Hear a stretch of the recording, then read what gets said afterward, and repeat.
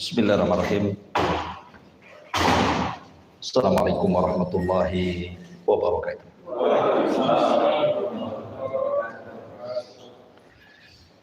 Alhamdulillah wassalatu wassalamu ala Rasulillah wa ala alihi wa sahbihi wa mawalah wa la haula wa la quwata illa billahi wa ba'd. Alhamdulillah, malam ini kita bisa duduk kembali di tempat yang insyaallah diberkahi Allah Subhanahu wa taala. Salawat dan iringan salam kita hadiahkan kepada Rasul kita Nabi besar Muhammad sallallahu alaihi wasallam.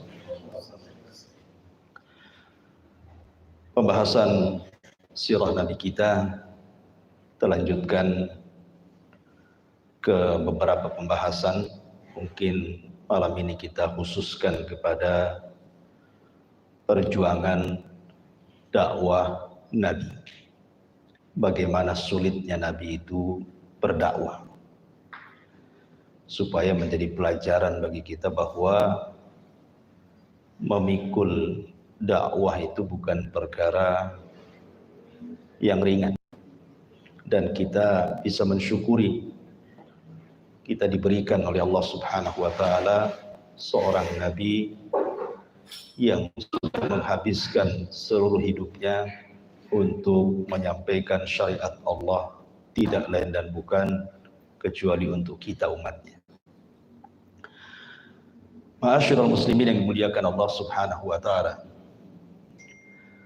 Kenapa Nabi sallallahu alaihi wasallam sangat dimusuhi? Padahal Nabi sallallahu alaihi wasallam itu selama 40 tahun itu sangat dipuji oleh orang-orang Quraisy. Jadi orang Quraisy itu senang kalau berjumpa dengan Nabi atau kumpul bersama Nabi, diajak bicara bersama Nabi, pokoknya menyenangkan Nabi. Tapi pertanyaannya, kenapa kemudian jadi berubah? Jadi orang-orang Quraisy itu yang tadinya cinta kepada Nabi berubah menjadi memusuhi Nabi. Padahal orang-orang yang tidak menyembah berhala itu bukan hanya Nabi saja. Di sana ada Waraqah ibn Naufal. Itu tidak pernah menyembah berhala dan dicintai oleh orang Mekah. Kemudian di sana ada namanya Zaid ibn Amr, ayahanda daripada Sa'ad ibn Zaid, salah satu dari 10 sahabat yang dijanjikan masuk surga. Itu pun agamanya Hanif, tidak pernah menyembah berhala, tapi dicintai orang Mekah. Kemudian di sana juga ada namanya Abu Amir, itu tidak pernah menyembah berhala. Kemudian ada Suwaid ibn Samit, itu pun tidak pernah menyembah berhala. Kemudian Ubaidillah ibn Jahaz, itu tidak pernah menyembah berhala. Termasuk juga Umayyah bin Abi Salat, itu juga tidak pernah menyembah berhala. Artinya ada orang-orang yang masih mengikuti agama Ibrahim di Mekah itu, tapi tidak dibenci oleh orang-orang Quraisy, padahal keyakinan mereka tidak sama dengan keyakinan orang-orang kafir Quraisy yang menyembah berhala. Mereka masih Hanif. Disebut Hanif itu artinya tidak suka kesyirikan. Lah termasuk juga Nabi sallallahu alaihi wasallam sama dengan mereka. Tapi kenapa nih orang-orang yang saya sebutkan ini kok tidak dimusuhi? Kenapa Nabi sallallahu alaihi wasallam dimusuhi? Maka jawabannya, karena orang-orang ini mereka orang-orang soleh, tetapi kesolehannya hanya dikonsumsi sendiri. Mereka soleh tetapi tidak muslih. Tetapi Nabi SAW menggabungkan antara soleh dan muslih. Soleh dirinya dan mengajak orang lain untuk soleh, gitu maksudnya. Sehingga ketika Nabi SAW diangkat menjadi Nabi dan Rasul, mulai Nabi SAW ingin mengajak manusia ke dalam tauhid, meminta agar mereka jangan menyembah berhala-berhala Lata, Uzza, Manat, Hubal, Saif, Nailah dan berhala-berhala yang lainnya, dan mengajak manusia untuk al-amru bil ma'ruf wan nahyu 'anil munkar, mengajak manusia kepada kebaikan dan mencegah kemungkaran, dan tidak ada kemungkaran yang lebih besar saat itu kecuali kesyirikan. Itu yang membedakan Rasul dan orang-orang yang tadi saya sebut tadi. Mereka tidak dimusuhi karena mereka diam saja. Tapi Nabi SAW tidak diam, tidak ingin soleh sendiri. Dia mengajak orang lain juga supaya menjadi orang-orang soleh seperti dia. Itu yang mengakibatkan orang-orang Quraisy ngamuk jadinya. Ma'asyiral muslimin yang dimuliakan Allah Subhanahu wa taala, periode Mekah ini adalah periode yang sangat melelahkan bagi Nabi sallallahu alaihi wasallam. Bagaimana tidak, permusuhan Nabi itu bukan dari luar saja, bahkan dari dalam juga luar biasa. Makanya kalau kita menceritakan tentang kisah Nabi Ibrahim, itu banyak kemiripan dakwahnya dengan dakwah Nabi. Sama-sama ditentang orang dekatnya. Kalau Nabi Ibrahim ditentang oleh ayahandanya Azar, dia yang membuat patung, dia yang menjual patung, dia yang menyembah patung, dia yang mengajak manusia untuk menyembah patung yang dibuatnya. Kan logikanya enggak masuk. Tetapi Nabi SAW justru permusuhannya dari paman-pamannya. Yang pertama kali memusuh bukan Abu Jahal, ya, bukan pula Umayyah, Uqbah, bukan. Justru yang pertama kali musuh Rasul adalah Abu Lahab. Dan Abu Lahab itu pamannya. Siapa-siapa? Paman Nabi SAW, yang ketika Nabi SAW diperintahkan untuk berdakwah secara terang-terangan, dia kumpulkan seluruh kerabatnya di Bukit Safa. Abu Lahab yang kemudian pertama kali menentang dan mengatakan, tabban laka ya Muhammad sa'iral yaum, celaka engkau Muhammad satu hari ini. Untuk apa kau kumpulkan kalau hanya untuk ini, katanya. Kemudian dicaci maki Nabi. Tapi Nabi SAW itu akhlaknya baik. Tidak ada sejarah Nabi, baik dari awal diangkat sampai wafatnya Rasul membalas cacian orang. Ini akhlak namanya. Rasul itu tidak pernah membalas cacian orang. Kenapa? Karena bukan itu tujuan Nabi diutus. Bisa saja Nabi membalas cacian orang, kan? Tapi karena bukan itu hadafnya, tujuan Rasulullah SAW yang paling besar, bukan membalas cacian dengan makian, Rasul membiarkan dia dipaki, silahkan saja. Karena tujuannya ada yang lebih besar daripada itu. Karena rugi kalau kita seandainya kemudian melayani orang yang tidak suka dengan kita. Sampai kapan? Usia kita tetap berjalan dan orang yang menyakiti kita tidak ada habis-habisnya. Setelah orang ini, orang itu. Setelah orang itu, orang. Sampai kapan? Karena tiga hal yang pasti dilalui manusia itu. Satu, dunia itu bukan tempat istirahat. Yang kedua, kita tidak mungkin selamat dari ucapan manusia. Yang ketiga, orang tidak mungkin selamat dari kematian. Sehingga manusia itu akan disakiti, akan lelah, dan akan mati. Itu kaidah hidup namanya. Ya. Makanya Nabi SAW tidak pernah, nggak peduli dengan orang-orang yang mencaci maki dia, biarkan saja. Ya. Tetapi Allah Subhanahu wa taala tidak demikian, karena dalam hadis qudsi Allah mengatakan, man 'ada li waliyan faqad adzantuhu bil harbi. Siapa yang memusuhi wali-waliku, maka dia musuhku. Makanya Allah tidak diam ketika Rasul dicaci. Allah turunkan satu ayat yang akan dibaca sampai kiamat dibangkitkan. Tabbat yada abi lahabi wa tab. Ayat ini menjadi ayat celaan bagi Abi Lahab sampai kiamat. Karena ayat ini tidak diselipkan di tengah-tengah Al-Baqarah. Ayat ini tidak diselipkan di tengah-tengah Ali Imran. Jarang nanti orang baca. Tapi Allah sendirikan di surat yang paling pendek, bahkan menjadi surat favorit antum dalam salat. Tabbat yada abi lahabi wa tab. Seolah-olah itu saja yang diturunkan, ya kan? Enggak pernah lam yakunil kepanjangan. Apalagi An-Naba, ya kan? Apalagi Al-Baqarah, semput lagi kita buat. Intinya bahwa Nabi SAW menghadapi musuh pertama adalah dari keluarga, dari Abu Lahab.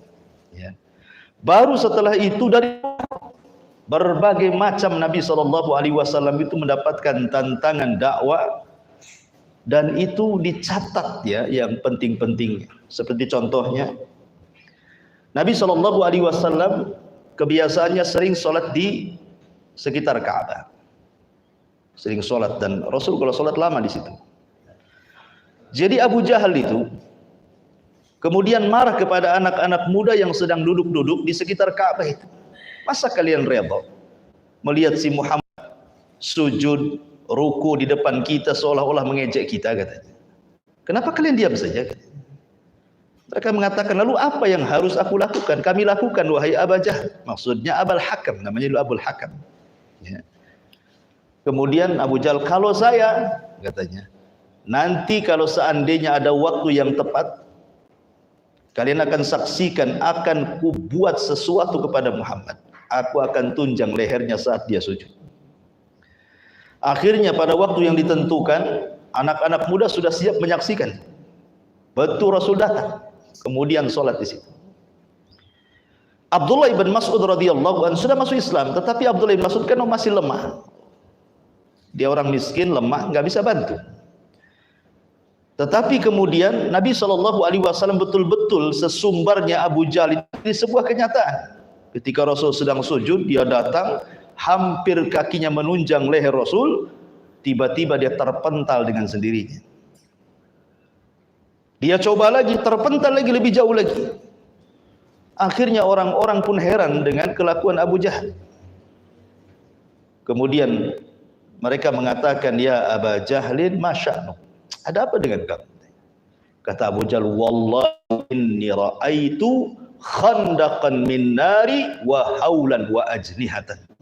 Demi Allah, tiba-tiba diperlihatkan antara aku dan Muhammad itu sebuah parit yang sangat menakutkan, dan ada hempasan sayap yang menghempas diriku sehingga terpental. Dari sini sebenarnya Abu Lahab tahu ini mukjizat. Ya kan? Mukjizat bahwa Nabi tidak bisa disentuh. Ya. Tetapi karena kesombongan tetap saja dia memusuhi Nabi. Tidak mau beriman. Sampai suatu ketika Abu Jahal mengatakan kepada anak-anak muda yang sedang berada di sekitar Ka'bah itu, siapa yang bisa menyakiti Muhammad saat dia sujud, aku akan berikan hadiah sekian dan sekian. Berdiri orang yang paling celaka di antara mereka, namanya Uqbah bin Abi Mu'ayth. Kata Uqbah bin Abi Mu'ayth mengatakan, ana ya Abul Hakam, serahkan kepadaku ya Abul Hakam. Akhirnya Uqbah pun pergi, tahu-tahu datang membawa salah jazur. Salah jazur itu kotoran unta yang masih berdarah. Ya. Jadi kalau kita sedang menyembelih kambing, kemudian kita belek perutnya, keluar usus-ususnya, itulah kotorannya. Di bawahnya itu loh kotoran unta yang masih berdarah itu. Betul-betul diletakkan di punggung Nabi SAW. Ya. Tidak ada yang membela Nabi ketika itu, karena memang belum banyak para sahabat. Dan masih lemah kondisinya kan. Yang membela Nabi SAW hanya Fatimah. Masih kecil itu pun, membersihkan salah jazur yang ada di Rasul. Kemudian selesai sholat, Fatimah mengatakan, ya abi ud'u ila haula, wahai ayahku, doakan kecelakaan saja mereka itu. Terpengaruhlah Nabi, akhirnya kemudian melaknat orang-orang yang ada di situ. Dilaknat, disebutkan namanya itu, Allahumma al'an li Abi Jahlin, Allahumma al'an li Uqbah ibn Mu'ayth, Allahumma, semua disebut satu-satu. Kata Abdullah ibn Mas'ud yang menyaksikan peristiwa itu, dia mengatakan, demi Allah, orang-orang yang dilaknat Rasul saat penghinaan itu semua terbunuh di perang Badar. Allah hinakan. Ya. Dan begitulah Nabi SAW mendapatkan ujian dakwah berat gitu ya. Kita saja ketika berdakwah jangan lagi diletakkan kotoran, dimaki saja sakit hati kita. Dicaci, dimaki saja kita direndahkan, sudah mungkin resign dai itu, jadi dai itu. Tapi Nabi SAW sabar, karena memang bukan itu tujuannya, melayani mereka. Ma'asyiral muslimin yang dimuliakan Allah Azza wa Jalla, sampai pada akhirnya dengan kesabaran Nabi SAW membuahkan hasil. Banyak orang-orang yang masuk Islam, walaupun kebanyakan orang-orang lemah, seperti Bilal, Khabbab bin Arad, Sunairah, kan budak-budak gitu kan. Ada juga orang-orang mulia seperti Abu Bakar, kemudian Utsman, dan begitu seterusnya. Sehingga kemudian orang-orang kafir Quraisy ini sudah kehabisan akal gitu. Sudah kita siksa sahabatnya, bagaimana Bilal disiksa tidak murtad juga, bagaimana Khabbab disudut-sudut dengan besi panas pun tidak murtad juga gitu. Bahkan keluarga Ammar bin Yasir sebagai percontohan yang dibantai Abu Jahal dan keluarga ini, keluarga yang syahid pertama dalam Islam. Ya kan? Sumayyah ibundanya sampai kemudian ditusuk kemaluan sampai meninggal. Kemudian suaminya Yasir juga dibunuh di tempat oleh Abu Jahal. Sampai Ammar ibn Yasir yang masih kecil ketika itu terpaksa mengucapkan kalimat kufur. Tetapi kemudian diturunkan ayat khusus kepada Ammar ini bahwa tidak mengapa seseorang mengucapkan kalimat kufur kalau terpaksa, yang penting hatinya tetap dipenuhi dengan keimanan, dengan itu. Tapi menjadi pusinglah akhirnya, kok makin hari makin banyak pengikutnya Rasul ini. Dari sini kemudian mulai berpikir mereka, bagaimana caranya? Akhirnya para pembesar itu, karena waktu itu kan pemimpin Quraisy itu dipimpin Abu Jahal. Jadi di Quraisy itu ada dua kabilah yang selalu gantian jadi pemimpin. Pertama kabilah Bani Hashim, yang kedua kabilah Bani Makhzum. Ya, itu kabilah, dua kabilah besarnya Quraisy. Ya, di bawahnya kabilah-kabilah kecil lah, karena memang kalau sistem Arab itu kabilah terbesar yang menguasai. Lah, semenjak Abdul Muthalib masih hidup, dia pemimpinnya Quraisy, Abdul Muthalib itu. Tapi setelah Abdul Muthalib meninggal, yang jadi pemimpin Abu Jahal. Nanti Abu Jahal meninggal, nanti siapa lagi gantian antara Bani Makhzum dengan Quraisy. Lah kebetulan yang memimpin Quraisy itu ketika itu Abu Jahal, Abul Hakam, Amr ibn Hisham namanya. Lah akhirnya Abu Jahal itu mengadakan rapat dengan para pembesar. Bagaimana caranya? Akhirnya tergagaslah untuk melakukan pemboikotan. Kepada siapa? Kepada seluruh Bani Hashim. Kita boikot saja Bani Hashim itu. Kita katakan kepada mereka tidak boleh menikah dengan mereka, tidak boleh berjual beli dengan mereka, tidak boleh menolong mereka. Pokoknya apapun yang bermanfaat untuk mereka ditutup pintunya rapat-rapat. Akhirnya kemudian dibuatlah semacam sahifah. Ya, sahifah itu poin-poin pemboikotan, kemudian diletakkan di dalam Ka'bah.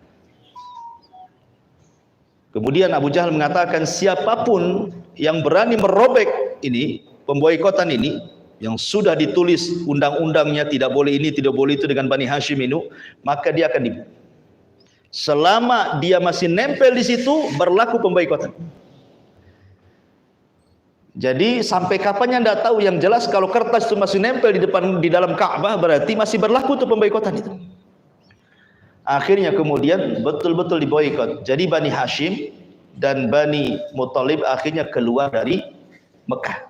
Kemudian mereka bergabung di perkampungan namanya Syi'bu Abi Thalib. Ya, jadi Abu Thalib itu punya perkampungan jauh. Jadi semua Bani Hashim dan Bani Muthalib itu kumpul di situ, keluar dari Mekah. Karena diusir, tidak boleh tinggal di Mekah. Akhirnya betul-betul diboikot. Lah bayangkan pemboikotan ini cukup lama, sampai 3 tahun. Sampai akhirnya sebagian mereka kelaparan, disebutkan dalam sirah itu sampai mereka makan daun bidara itu dimakan. Rerumputan itu dimakan. Karena sudah tidak ada makanan yang dipasok masalahnya.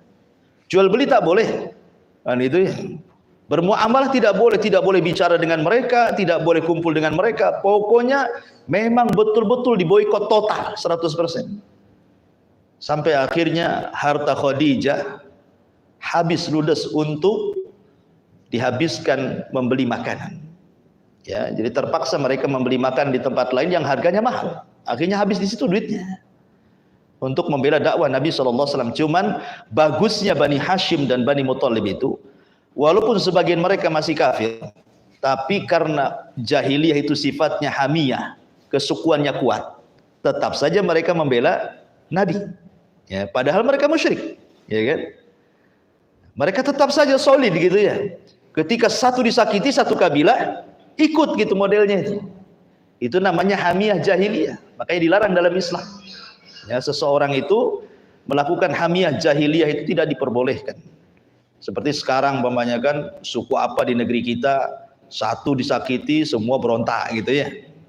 Ya, jadi harusnya dilihat masalahnya. Kalau memang salah ya salah, ya tak perlu dibela gitu ya. Kecuali kalau benar ya bolehlah kita bela, ya kan? Jadi akhirnya kemudian Abu Jahal menawarkan kepada Bani Hashim dan Bani Muttalib ini, kalau kalian ingin dicabut boikotnya, gampang, serahkan Muhammad kepada kami, kita bunuh, selesai urusan. Hanya itu yang kami minta. Tapi Bani Hashim tidak mau, Bani Muttalib tidak mau, tetap dia akan membela Nabi walaupun mereka masih menyembah berhala. Kenapa? Karena Abu Thalib bersama mereka, dan Abu Thalib itu pemimpin Bani Hashim dan Bani Muttalib. Ya, tergantung pemimpinnya kan gitu. Subhanallah. Sampai pada waktunya setelah 3 tahun berlalu nih pemboikotan ini, tetapi orang-orang yang di luar Bani Hashim pun rupanya tidak semua setuju dengan pemboikotan ini. Masih ada rasa kasihan. Sehingga ada seseorang namanya Hisham ibn Amr. Hisham ibn Amr ini bukan tokoh, tetapi dia orang yang vokal bicara. Dia masih punya rahmat dalam hatinya. Kasihanlah, mereka sudah kelaparan, makan daun masih dibiarkan, ya kan? Akhirnya dia mencoba mencari orang untuk mendukungnya. Pertama dia datang kepada Zuhair ibn Abi Umayyah. Ya Zuhair, engkau kan secara kabilah masih ada kekerabatan dengan Bani Hashim. Ya. Kenapa kau membiarkan kerabatmu tersiksa seperti itu?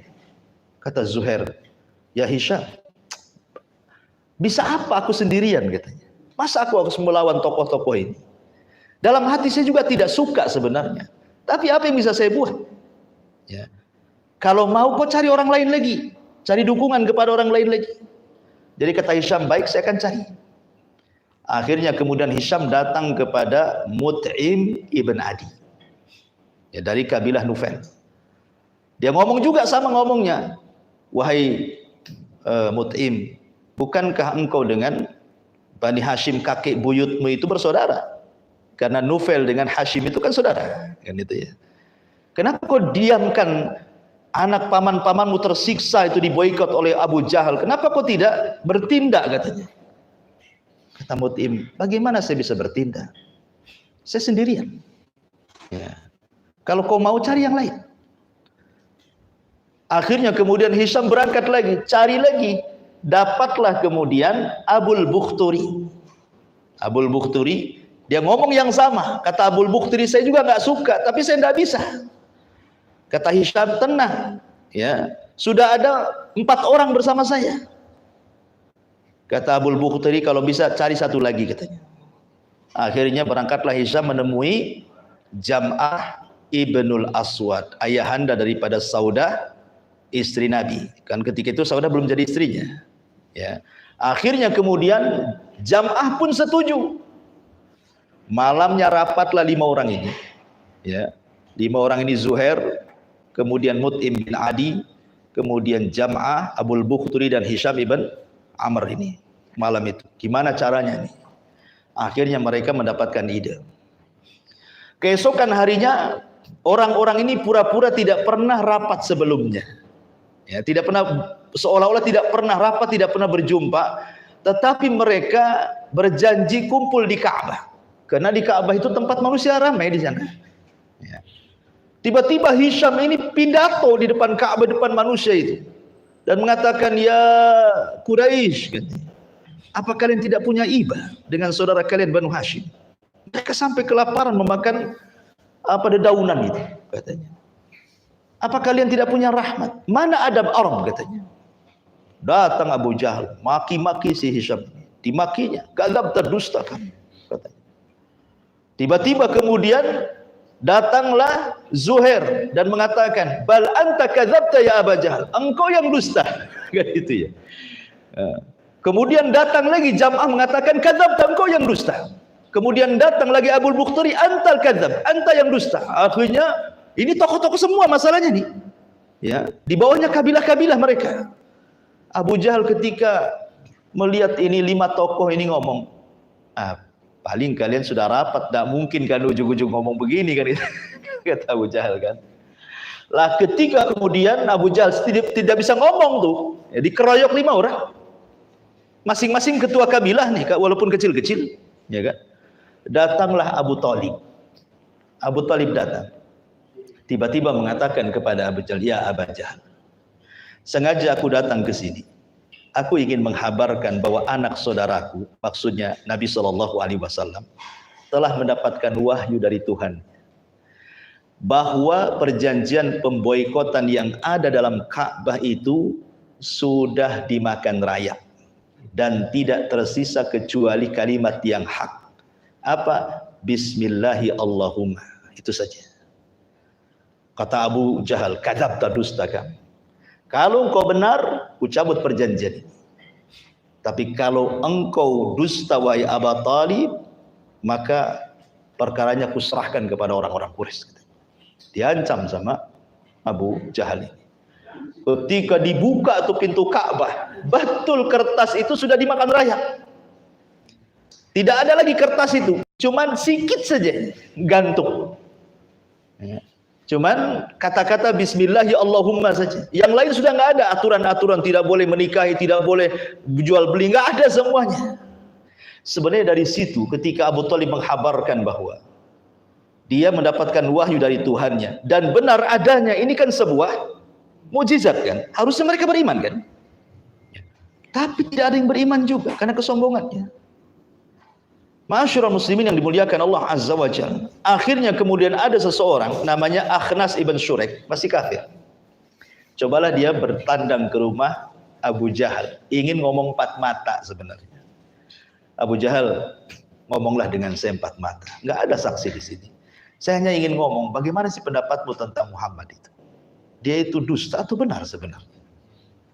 Ingat Abu Jahal itu, sebenarnya Abu Jahal itu tertarik dengan Al-Quran yang dibaca Nabi, karena setiap malam mendengar Quran. Jadi Abu Jahal itu kalau malam mendengar Quran, kalau siang jadi musuhnya Nabi. Ya. Jadi ketika Akhnas ibn Syurek ngomong sama Abu Jahal itu, sebenarnya menurut kamu Muhammad itu seperti apa sebenarnya? Abu Jahal di persaksian mengatakan, wallahi innahu lasadiq. Demi Allah sebenarnya Muhammad itu benar. Aku tidak pernah melihat ada dusta di muka dia. Ini pengakuan Abu Jahal ya. Dia membenarkan Nabi. Sehingga Akhnas ibn Syurek mengejarlah pertanyaan ini. Lah kalau engkau membenarkan dia sebagai Nabi dan tidak pernah berdusta dari lisannya, kenapa kau tidak jadi pengikutnya? Dijelaskan Abu Jahal. Begini Akhnas. Kami Bani Makhzum dan Bani Hashim itu ada persaingan kepemimpinan dalam Quraisy. Ya kan? Saya katakan di awal tadi, Bani Makhzum dengan Quraisy itu kabilah terbesar di Quraisy. Kadang-kadang Bani Makhzum yang menjadi pemimpin Quraisy, kadang-kadang Bani Hashim yang menjadi pemimpin Quraisy. Dulu Abdul Muthalib yang menjadi pemimpin Quraisy dari Bani Hashim. Abdul Muthalib meninggal, jadi digantikan Abu Jahal dari Bani Makhzum. Dan begitu silih berganti. Jadi kami nih, kabilah kami dengan Bani Hashim itu bersaing dalam kepemimpinan. Kalau mereka memberi makan orang haji, kami pun memberi makan orang haji. Kalau mereka kemudian memberi sesuatu kepada fuqara masakin, kita pun harus begitu. Kan begitu saingan partai kan? Harus begitu kan? Kalau partai bersaing kan harus gitu. Ya, cari pencitraan kan itu ya. Lah kami dengan Bani Hashim itu selevel. Masalahnya tiba-tiba Bani Hashim ngomong, lana nabi wa laysa lakum nabi. Kami punya nabi, kalian tidak punya nabi. Apa yang harus kami bantah? Takkan kami mengatakan kami juga punya nabi kan gitu kan? Dari situlah maka kalau kami mengakui dia nabi, derajat kami turun dari Bani Hashim. Jadi gara-gara itu sebenarnya Abu Jahal tidak mau masuk Islam itu sebenarnya kan. Gara-gara hasad. Ya. Dan kesombongan itu yang menjadikan terhalang hidayah kepada Abu Jahal. Sebenarnya kalau tidak ada 2 perkara ini, hasad dan sombong, Abu Jahal itu masuk Islam. Cuman karena 2 perkara, makanya kenapa hasad dan kedengkian itu 2 perkara yang menghalangi terbesar dalam hidayah. Karena hasad sendiri penyakit pertama yang muncul di langit, hasadnya iblis kepada Adam. Dan yang pertama kali di bumi hasadnya Qabil kepada Habil, kan begitu ya. Itu penyakit pertama. Jadi sebenarnya Abu Jahal mengakui gitu ya. Tetapi begitulah hasad dan kesombongan Abu Jahal, tidak mau beriman. Akhirnya kemudian setelah dicabut, maka Bani Hashim dan Bani Muttalib kembali ke Mekah.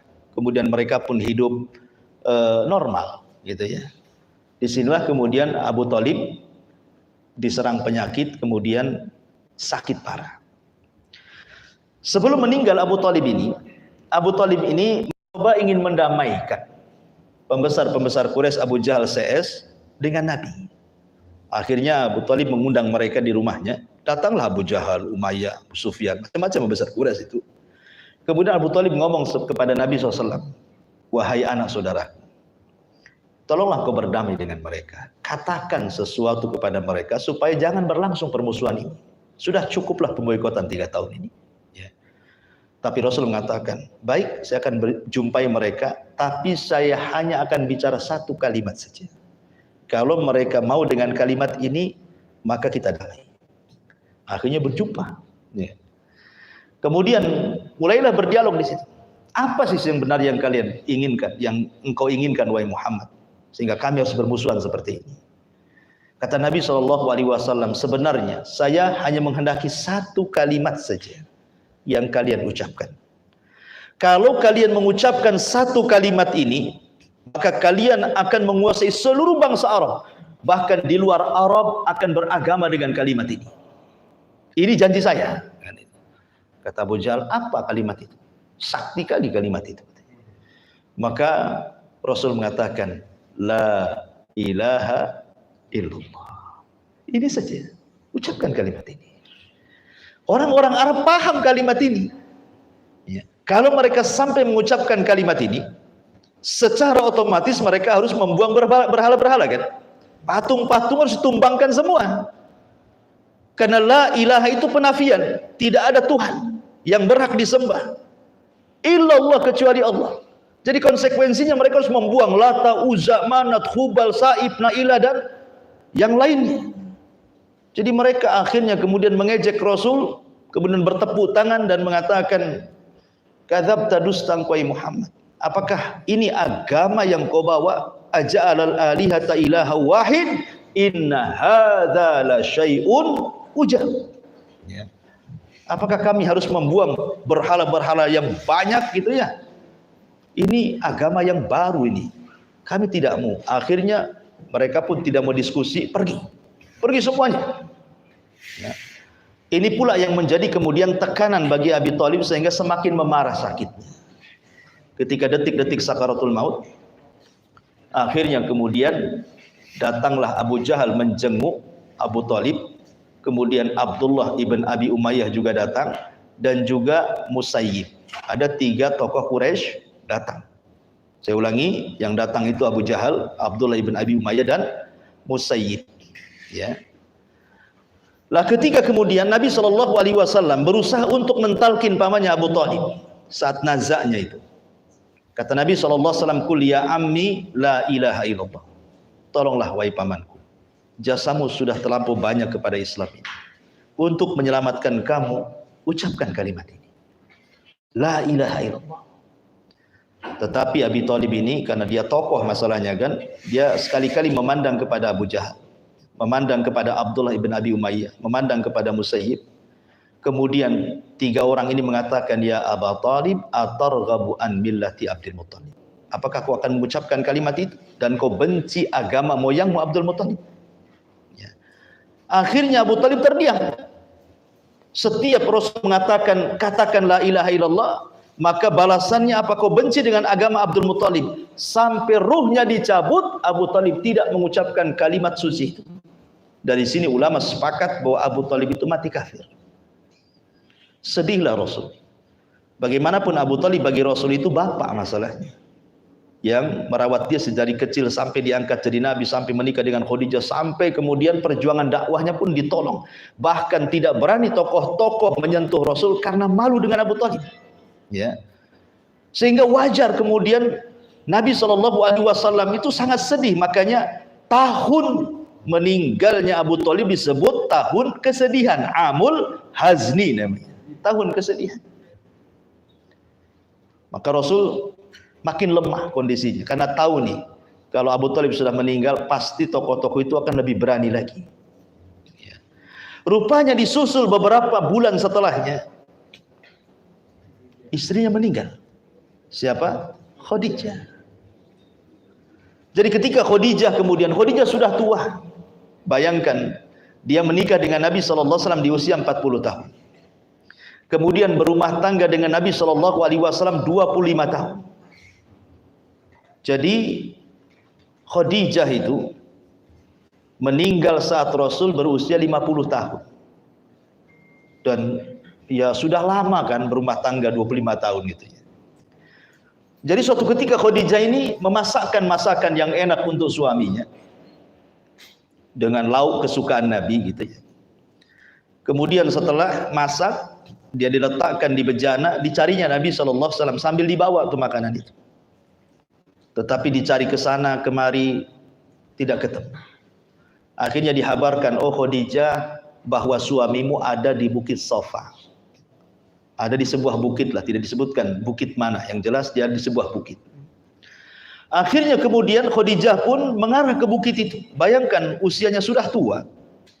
Otomatis kalau menikah di usia 40 tahun, berumah tangga dengan Rasul 25 tahun, berarti kan sudah tua, ya, 62 tahun kan gitu ya. Artinya sudah nenek-nenek gitu. Maka Khadijah naik ke atas bukit itu, kadang jatuh, kadang berdiri, kadang jatuh, hanya ingin menemui Rasul di atas bukit itu. Sebelum datang, Jibril turun kepada Nabi SAW. Kemudian mengatakan, ya Muhammad, lihat istrimu Khadijah akan datang kemari. Saya diutus oleh Allah. Ingat, ini pertama kali Jibril turun bukan dalam rangka menurunkan wahyu. Bukan dalam rangka menurunkan Al-Quran, tidak. Ini khusus, spesial. Jibril turun bukan dalam rangka menurunkan wahyu. Untuk apa Jibril turun? Untuk menitipkan salam Allah kepada Khadijah. Khadijah bukan Nabi. Khadijah bukan Rasul. Tetapi mendapatkan kemuliaan. Mendapatkan salam dari Allah. Ya. Jadi Jibril turun itu hanya menyampaikan salam dari Allah kepada Khadijah. Dan mengatakan, ya Muhammad, sebentar lagi Khadijah akan datang kemari membawa makanan. Sampaikan kepada istrimu Khadijah, Allah menitipkan salam kepadanya dan dari diriku. Dapat salam dari Allah plus salam dari Jibril. Aisyah radhiyallahu anha dapat salam dari Jibril, tapi tidak dapat salam dari Allah. Tapi Khadijah mendapatkan salam. Bayangkan, khusus Jibril turun itu hanya untuk menyampaikan salam saja. Akhirnya kemudian kata Jibril, sampaikan juga kepada istri wahai Muhammad, wa basyirha bi baitin fil jannah min khasabin la nasaba fiha wala khasab, la ta'aba fiha wala nasab. Sampaikan juga kepada istrimu wahai Khadijah bahwa Allah telah menghabarkan gembira kepada Khadijah, telah dibangunkan satu rumah di sorga dalam bentuk gua begini rumahnya, ya, terbuat dari mutiara yang sangat indah, yang tidak ada kelelahan dan tidak ada kebisingan dalam rumah itu. Kenapa? Karena Khadijah sudah membuka rumahnya untuk risalah Rasulullah. Dia sudah menjadikan rumahnya sebagai markas dakwah. Dia tidak pernah menyakiti Nabi, tidak membuat Nabi susah, tidak pernah membuat Nabi lelah letih, bahkan terus memberikan semangat. Makanya Allah berikan rumah yang luar biasa di surga. Kemudian Jibril pun pergi. Betul, Khadijah datang. Ketika Khadijah datang, maka Nabi SAW langsung memeluk Khadijah, langsung dipeluknya. Kemudian Rasul mengatakan, ya Khadijah, Jibril tadi baru datang, bahwa Allah menitipkan salam kepadamu dan dari Jibril. Kata Khadijah, innallaha huwas salam wa minhus salam wa ala Jibril assalam. Kata Khadijah, sesungguhnya Allah adalah salam, dari Allah juga assalam, dan kepada Jibril juga assalam, keselamatan. Kemudian Rasul juga membisikkan, sesungguhnya Allah sudah menghadiahi kamu sebuah rumah di sorga yang tidak ada kepenatan dan tidak ada kebisingan. Maka Khadijah kemudian makin dipeluknya Nabi SAW.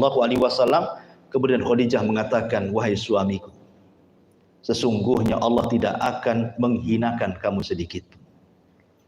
Maka peganglah nasihat Waraqah ibn Naufal. Engkau ini orang yang baik, menjamu tamu, menolong orang. Kemudian disebutkan sifat-sifatnya. Di akhir nasihat Khadijah kepada Nabi SAW, isbir ya Muhammad fa innaka satu'dhi. Sabarlah engkau ya Muhammad, engkau akan disakiti. Setelah itu Khadijah meninggal di pelukan Nabi SAW. Jadi Khadijah meninggal saat dipeluk Nabi itu. Meninggal, dicabut ruhnya. Kalau Nabi meninggal di pelukan Aisyah, kalau Khadijah meninggal di pelukan Nabi SAW. Baik. Jadi ketika kemudian Abu Talib meninggal, Khadijah meninggal, otomatis kan Nabi makin lemah gitu ya. Karena ini kan dua orang ini pembela masalahnya kan. Khadijah membela dengan hartanya, Abu Talib membela dengan kepemimpinannya. Ya kan? Makanya kalau punya harta, punya kepemimpinan, dia punya power dia. Ya. Kalau dakwah itu dilakukan oleh orang yang punya jabatan, plus juga punya uang, lancar dakwah itu. Tapi kalau dakwah dilakukan orang yang tidak punya uang, tidak punya jabatan, orang ngedip-ngedipkan mata saja, kan itu ya. Ya makanya nggak akan diterima, susah. Di awal dakwah Rasul itu yang menerima dakwah kan orang-orang lemah semua kan, Bilal, Suhaib, orang-orang lemah semua. Orang-orang kayanya itu jadi penentang dakwah. Abu Jahal, Abu Sufyan, Umayyah, Uqbah itu kan orang-orang kaya itu, para pejabat, para pemimpin gitu ya. Lah akhirnya kemudian tekanan dakwah Rasul itu semakin parah. Sampai Rasul akhirnya tidak bisa bernafas lagi di Mekah. Kayaknya tidak bisa dilanjutkan di Mekah ini. Karena 18 kabilah sudah bersatu mengancam Nabi. Kalau dia tetap berdakwah dibunuh. Dan sudah tidak ada tameng. Abu Talib meninggal, Khadijah meninggal, siapa tamengnya? Akhirnya kepikiran oleh Nabi SAW untuk hijrah. Kayaknya harus hijrah dari Mekah ini, cari areal baru. Terpikirlah dia ingin berangkat ke Taif. Dia bawanya siapa? Zaid ibn Harithah, pembantunya. Berangkat dia ke Taif untuk menemui 3 tokoh Taif. Abdu, Layalin ibn Amr, kemudian Mas'ud ibn Amr, Habib ibn Amr. Ini 3 tokoh Taif. Rasul mendatangi 3 tokoh Taif. Maksudnya meminta perlindungan kepada orang-orang Taif. Boleh jadi bisa tinggal lama di sana dan berdakwah. Subhanallah, di luar kehendak Rasul. Apa yang dikehendaki Rasul berbeda dengan yang dikehendaki Allah. Sampai di Taif, datanglah ke 3 tokoh Taif ini. Abdu, Layalin, kemudian Mas'ud dan Habib. Tiba-tiba 3 orang ini mengucapkan kalimat yang di luar dugaan Nabi. Yang satu mengatakan, kalaupun engkau memanjat kiswah Ka'bah, bertelekan di kiswah Ka'bah, aku nggak percaya kau seorang Nabi gitu. Kemudian yang lain mengatakan, kenapa mesti engkau yang jadi Nabi? Kenapa tidak Abu Jahal saja? Kan itu ya. Kenapa tidak Urwah Ats-Tsaqafi, pemimpin mereka saja? Mereka kan tokoh, siapa kamu? Gitu. Kok jadi Nabi pula katanya. Yang satu mengatakan, aku tidak akan bicara dengan engkau wahai Muhammad. Sekalipun engkau seorang Nabi, bahaya bagi kami. Kenapa? Kami tidak boleh membantah. Apalagi kau bukan seorang Nabi, maka kami tidak akan bicara dengan kamu. Sebaiknya kau tinggalkan Taif katanya. Maka Nabi SAW ketika itu memohon kepada orang-orang Taif, tolong jangan kasih tahu orang-orang Quraisy bahwa dia datang ke Taif. Mereka makin berani dan mengatakan, oh tidak, kau sudah ngacau di sini. Kami akan utus kepada orang-orang Quraisy supaya mereka tahu kau di sini katanya. Walaupun belakangan sebenarnya 3 tokoh ini masih Islam juga tuh, dan baik Islamnya tuh. Ya, tapi di awal-awal dakwah kan musuh-musuhan biasa ya kan. Terpaksalah kemudian Rasul hanya beberapa hari kemudian harus keluar dari Taif. Itu pun dilempari, diusir, betul-betul diusir itu. Sampai dari anak-anak, perempuan, orang tua, laki-laki, semua musir. Bayangkan kita diusir satu desa gimana? Kita tamu, habis itu diusir satu desa. Tidak cukup diusir saja, dilempari. Sampai Rasul itu harus lari, bayangkan 1 mil. bersama Zaid ibn Harithah, sehingga Zaid berada di belakangnya, takutnya kalau ada batu melayang dia dulu yang kena.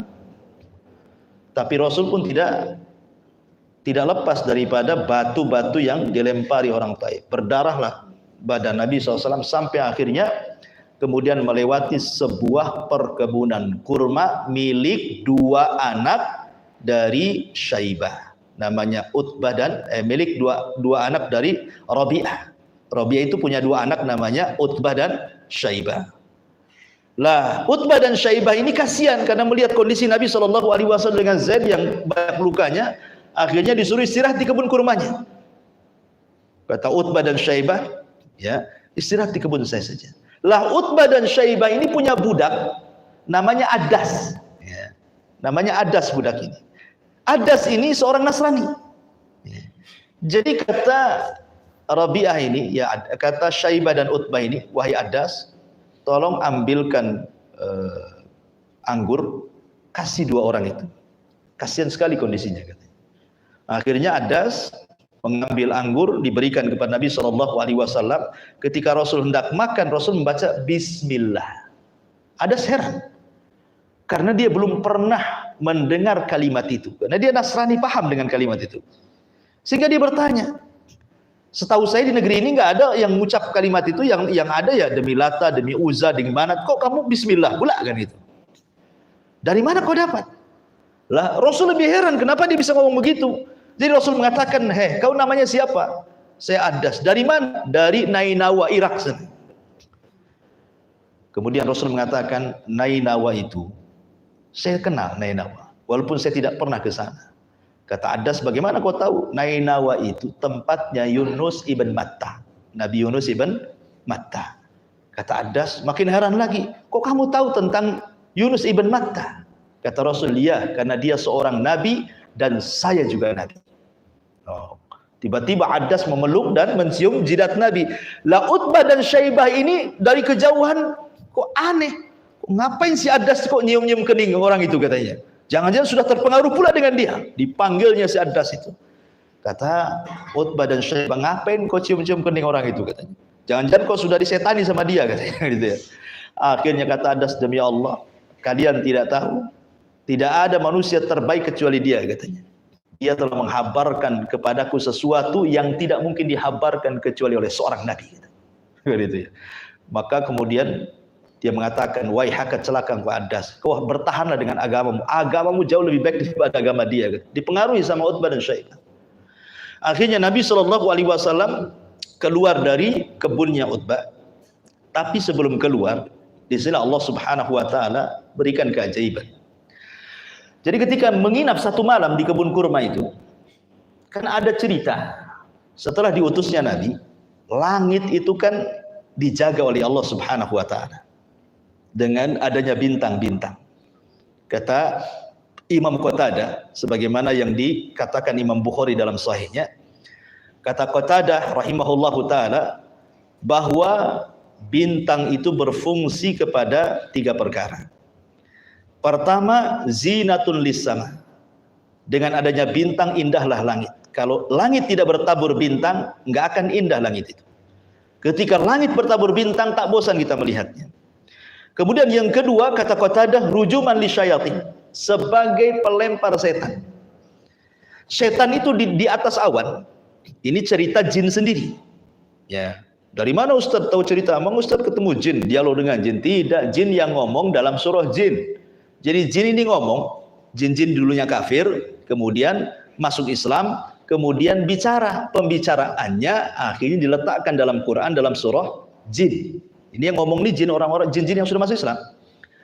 Kata jin-jin yang masuk Islam itu, kami di atas awan itu punya maqaidah sam, punya tempat pos-pos untuk mencuri dengar percakapan malaikat di langit pertama. Jadi dari pos-pos jin di atas awan itu, mereka akan naik ke langit seperti orang panjat pinang.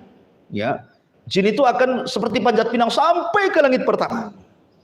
Lah jin yang paling atas langit pertama ini, mereka akan menguping apa sih sebenarnya malaikat sedang bicara apa tuh di langit pertama itu. Kenapa demikian? Karena Allah berfirman dalam Al-Quran, fi kulli yaumin huwa fi sya'nin. Setiap hari itu Allah itu sibuk. Di bumi ini kan kesibukan Allah banyak, kadang mematikan, menghidupkan, membuat tsunami, membuat gempa, membuat tumbuh ini, tumbuh itu. Setiap hari kan ada yang seperti itu kan. Allah itu sibuk. Lah siapa yang kemudian mengatur bumi ini? Malaikat, tentara-tentara Allah atas perintah Allah. Jadi Allah perintahkan kepada Jibril, nanti Jibril memerintahkan kepada seluruh malaikat sampai di langit pertama. Nanti Jibril kasih tugas tuh, kamu ke sana, buat kau tsunami di sana, kau buat banjir di sana, kau buat mati orang itu, kau buat hidup orang itu. Nah, Jibril itu ketika ngasih tugas kepada malaikat di langit pertama, inilah yang dikuping sama jin-jin itu. Setiap dapat satu kalimat ditangkapnya, dikasih tahu ke jin yang dibawanya, tangkap lagi. Lah ketika mereka mencuri dengar, ketika diutusnya Nabi, bintang itu difungsikan, maka mereka akan ditembak oleh meteor. Terkadang mereka mati sebelum mencuri dengar, terkadang mereka sudah dapat kalimat, kemudian disampaikan kepada yang di bawahnya, baru kemudian kena tembak. Lah kemudian kalimat ini sampailah di pos jin yang di atas awan itu. Lah jin yang di atas awan itulah yang kemudian turun ke bumi, cari siapa? Cari bomo, cari dukun, cari peramal. Ya kan? Nih saya punya kalimat wani piro kan itu ya. Nih, ayo siapa? Nanti mereka kerjasama dengan dukun tuh. Ya, untuk dijadikan bahan ramalan. Ya kan? Bahan ramalan.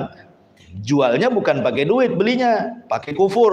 Kalau kau siap kufur, kau kasih kan gitu ya.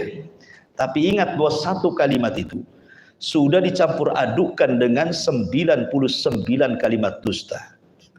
Jadi kalau seandainya dukun itu meramal satu ramalan, benar, maka kebetulan. Karena 99% ramalannya itu dusta. Coba kalau saya analogikan.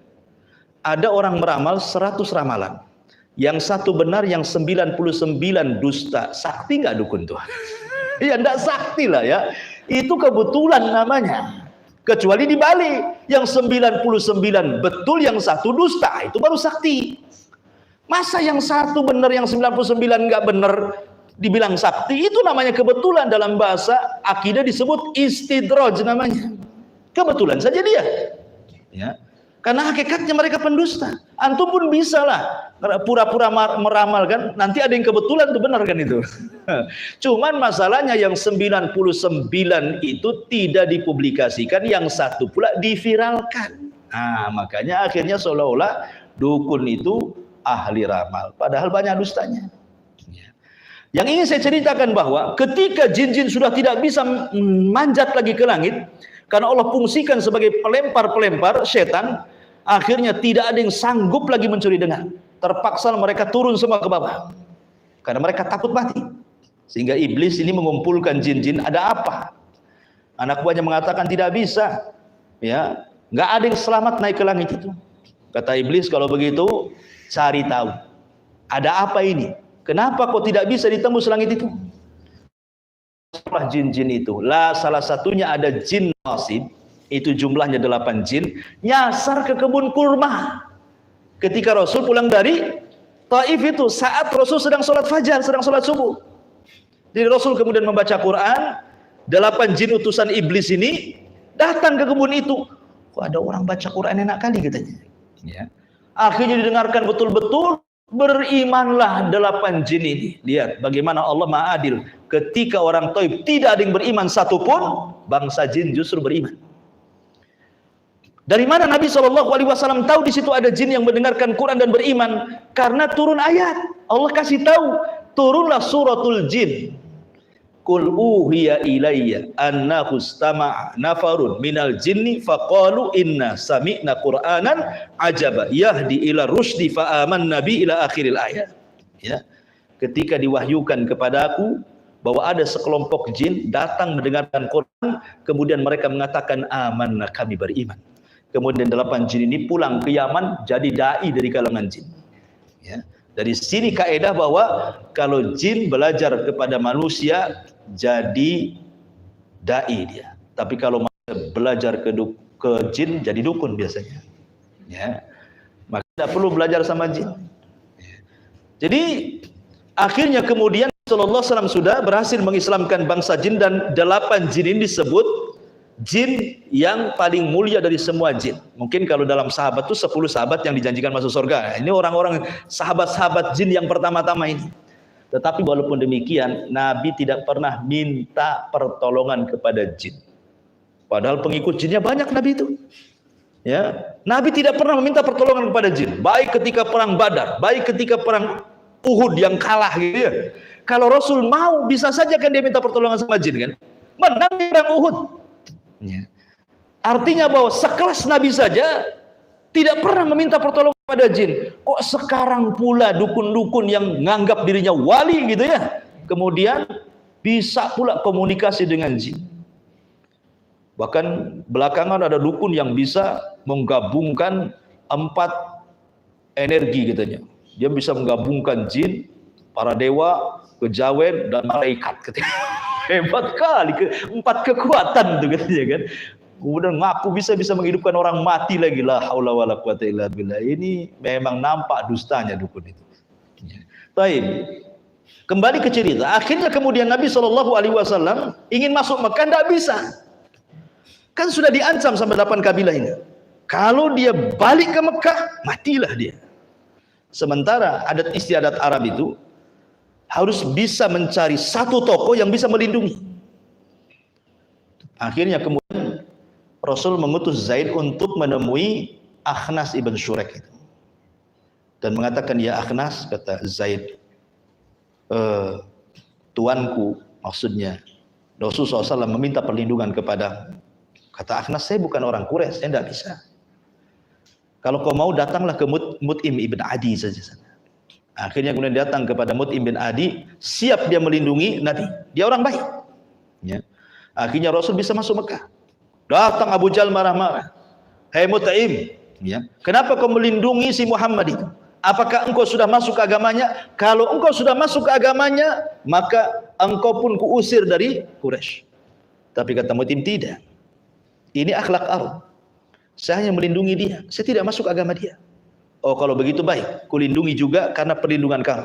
Akhirnya Rasul dibolehkan untuk tinggal lagi di Mekah.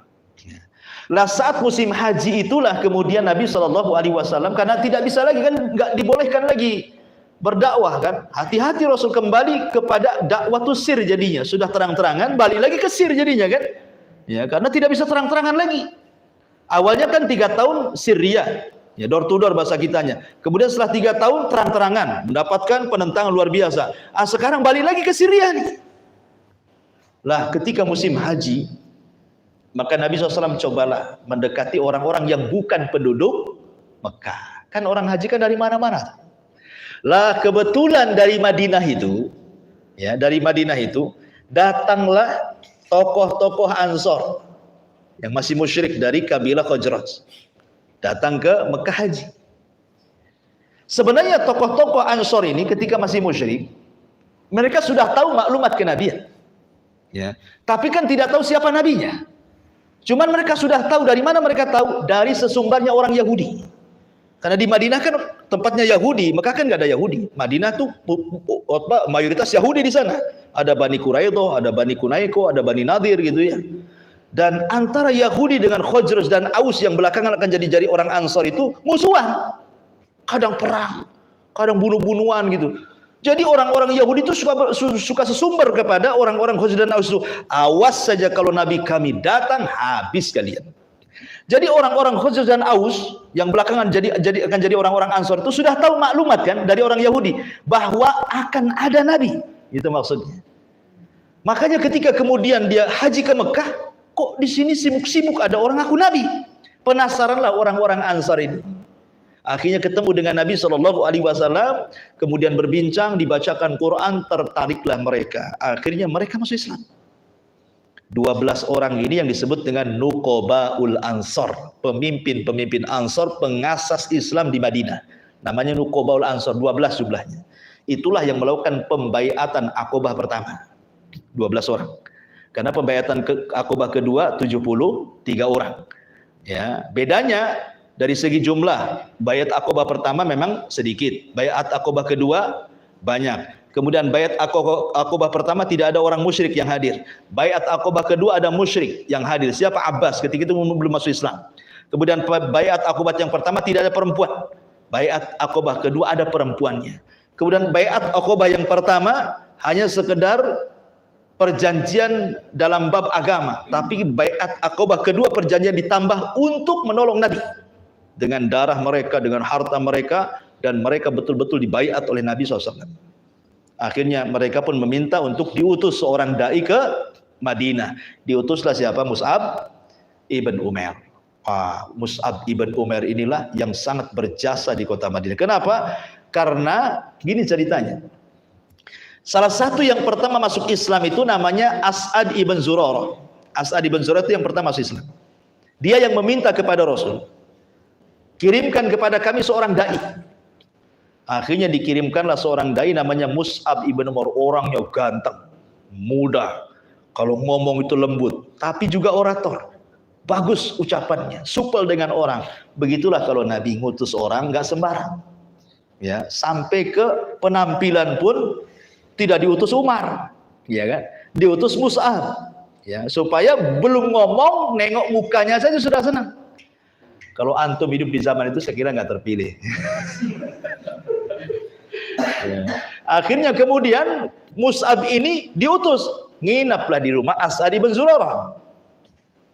Dengarlah tokoh Aus ini, ya, namanya Sa'ad ibn Mu'ad. Ya, Sa'ad bin Mu'ad itu tokohnya orang Aus. Kalau orang Khazraj namanya Sa'ad ibn Ubadah, sama-sama Sa'ad namanya kan. Jadi Sa'ad ibn Mu'ad ini ngomong sama Usaid ibn Hudhair, saudaranya. Usaid, saya ke rumahnya si As'ad. Saya dengar dia ada orang utusan Mekah bawa ajaran sesat katanya. Kau datang, kau usir dia. Akhirnya Usaid ibn Hudhair, masih musyrik ketika itu, datang ke rumah As'ad.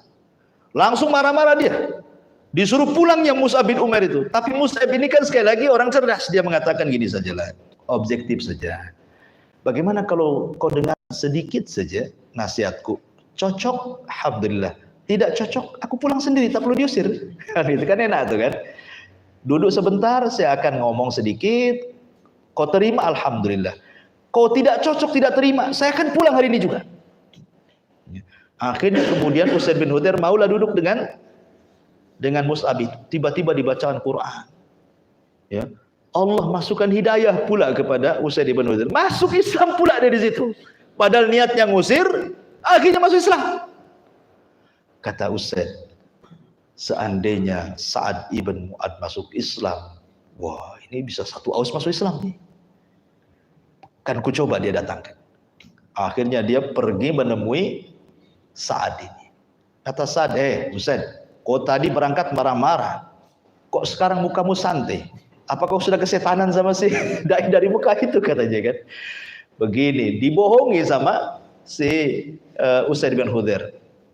Ya Sa'ad, saya tidak peduli dengan orang dari Mekah itu, tapi saya peduli dengan keponakanmu As'ad bin Zurarah.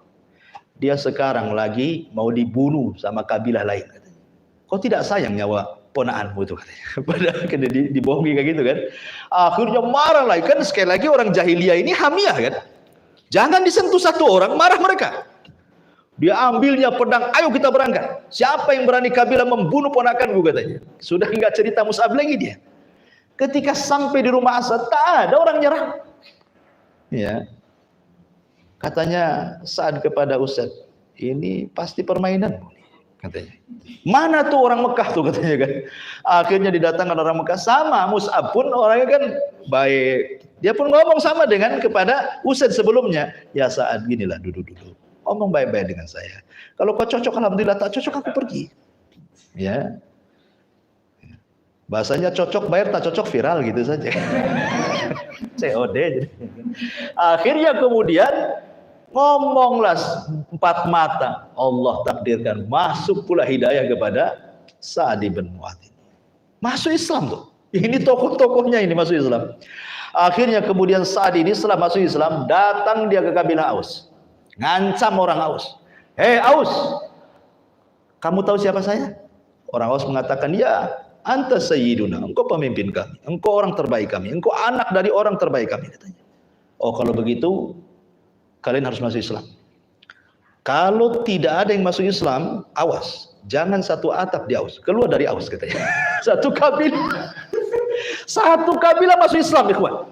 Bayangkan juga. Makanya Sa'ad bin Mu'adz saat meninggal, aras Allah Subhanahu wa taala bergegar, 70.000 malaikat turun mengantarkan jenazahnya ke kuburan. Karena satu kabilah masuk Islam gara-gara dia. Cuman satu yang nggak mau masuk Islam. Dari satu Aus itu semua masuk Islam, satu yang nggak mau, namanya Usairim.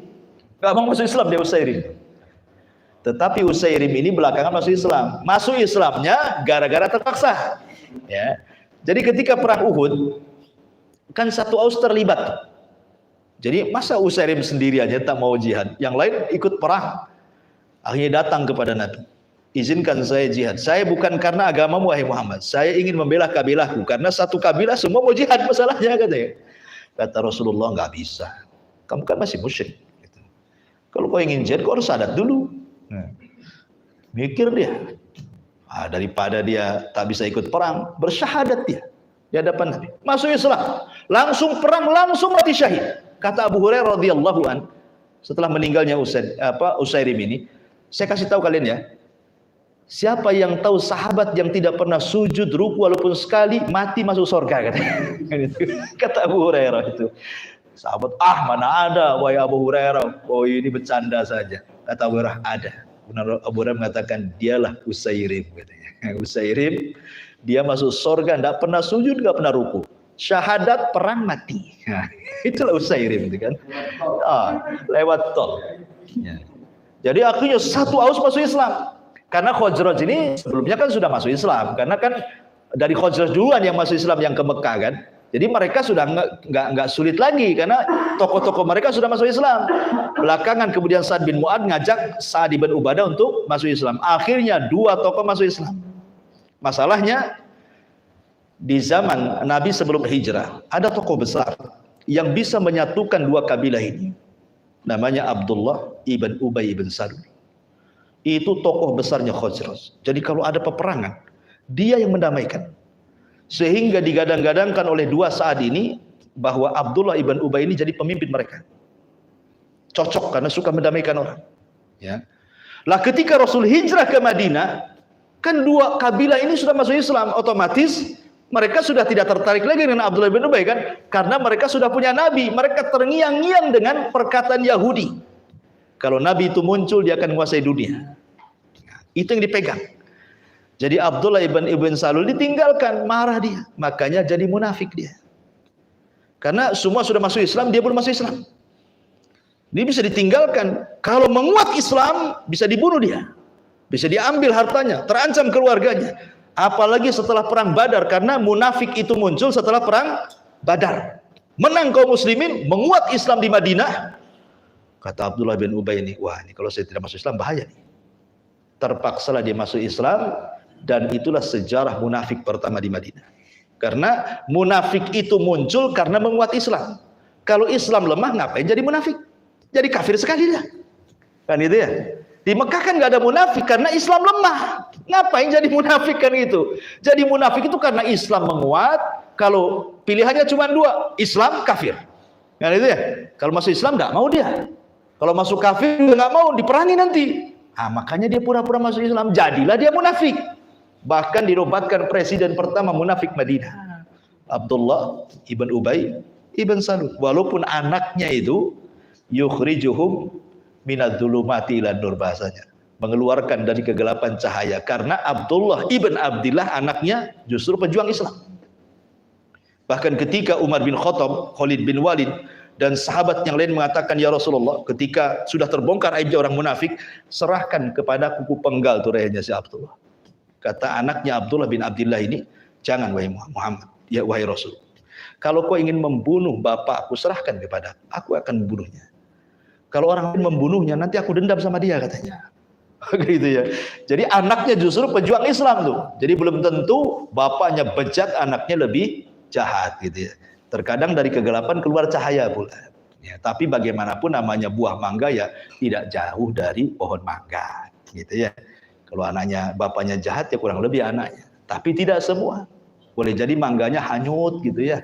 Kemudian diambil orang baik. Taib, kembali.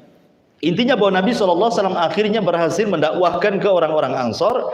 Kemudian, karena Nabi SAW sudah semakin ditekan. Rasul pun semakin sempit hatinya.